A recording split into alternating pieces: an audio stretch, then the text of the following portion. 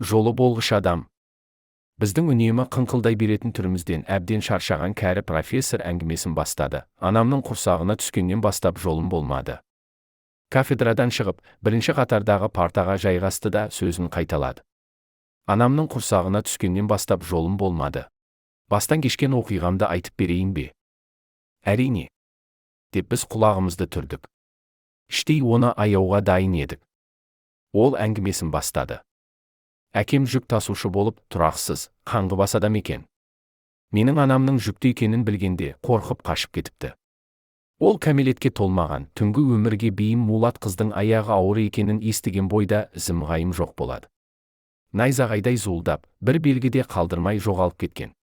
Сондықтан мен әкесіз өмірге келдім. Сол сәттен бастап менің тауқыметім басталды. Жас өспірім қыз ай күні жетіп мені өмірге әкелді. Бірақ мен алғаш рет шыр етіп жылағанда ол мені сол жерде тастап кетті. Осылайша мен бұл жат дүниенің есігін ашқан сәттен-ақ жалғыздықтың дәмін таттым. Акушердің қолында тұрып, бүкіл әлемге мұңымды айтып айғайладым. Бұдан да сорақысы басталды. Мен шынымен жолы болмаған адам едім. Бала күнімде ешкім асырап ала алмады.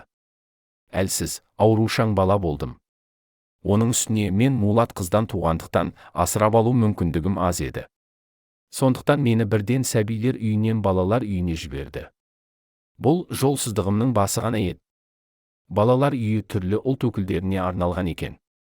Онда неше түрлі бала болды. Қытайлар қалай төбелесетінін, мексикалықтар қалай түкіріп, қара нәсілділер қалай тыным таппайтынын сонда көрдім. Өкінішке қарай, мектепте де жолым болмады. Мұғалімім тұрақсыз адам еді. Біздің мекемеде ұзақ уақыт білім алу мүмкін емес еді. Кейбір пәндерден тіпті мұғалім болмайтын.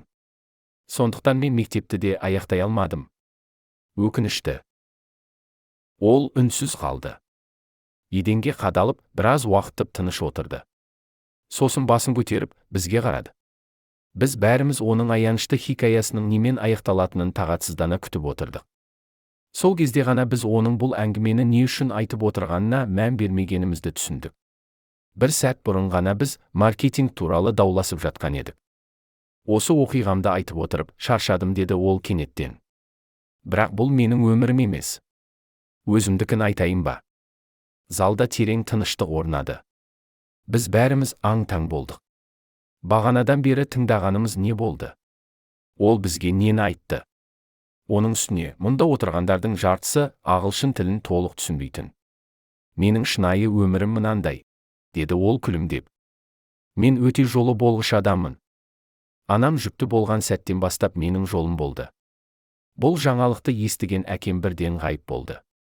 Ал мен туған бойда менен шошыған бақытсыз анам мені тастап кетті. Мәңгілікке. Әкем мені тірі қалдыратын дүние бере алмайтынын ерте сезген. Оған сол шешім үшін мың алғыс. Егер менің балалық шағым әкемнің жанында өтсе, қандай адам болатыным белгісіз еді. Мүмкін мен аурушаң, әлжуаз бала болып, өзімнің жанымда мықты адам болуын қалағанмен оны жасай алмас едім. Сондықтан оған рахмет. Осылайша менің жолым ашылды. Мулат қыз мені бірден тастап кетті. Бұл мен үшін ең дұрыс шешім еді. Ол мені алып кетсе, тірі қалуым екі талай болатын. Шала туған бала болсам да, өмір сүру мүмкіндігім пайда болды. Маған ол мүмкіндікті шешем берді. Ол 7 жасар бақытсыз қыз еді. Ол мені бірден тастап кеткен үшін оған мың алғыс. Егер оның қолында қалғанымда, менің балалық шағым қалай өтетінін елестетудің өзі қиын. Оның мені тастап кетуі маған күш-қуат берді. Мен алғашында ғаламға мұңымды айтып, жылап тудым. Бірақ менің жалғыз қалуым ішкі күш-қуатымды арттырды. Мен ішкі күшімді тек өзіме жұмсауды үйрендім, деді ол күлімдеп. Осыған келісесіңдер ме? Одан кейінгісі, одан да қызық. Мені ешкім асырап алмаса да, бұл жолымның болғыштығының белгісі. Әлсіз, әлжуаз баланы асырап алса, оған мейірім танытатын еді. Бірақ мен жетімдер үйінде өстім. Мен қытайлардан төбелесуді үйрендім. Қара нәсілділерден шымшу мен алысқа түкіруді меңгердім. Жолың болу деген осы емес пе? Мектеп деген мүлдем басқа әңгіме. Мұғалім жетіспейтін. Бірақ жоғары сыныпта биология пәнінің мұғаліммен достастым. Ол жүріп тұрған энциклопедия еді. Өз пәнін сүйетін адам. Оның үстіне ол математикадан да сабақ беретін. Біз күнде сөйлесетінбіз. Оның 2 сабағынан да үздік едім. Колледж таңдау сәті келгенде, мен ойланбастан математика мен биологиясы мықты оқу орнын таңдадым. Одан кейін университет. Сосын ғылыми зерттеу жұмыстары. Отбасы. Бала-шаға. Мен міне шебермін. Мен ең бақытты күнімде тудым. Сол сәт үшін 1000 алғыс. Партаның шетінде отырған күйі қозғалмады.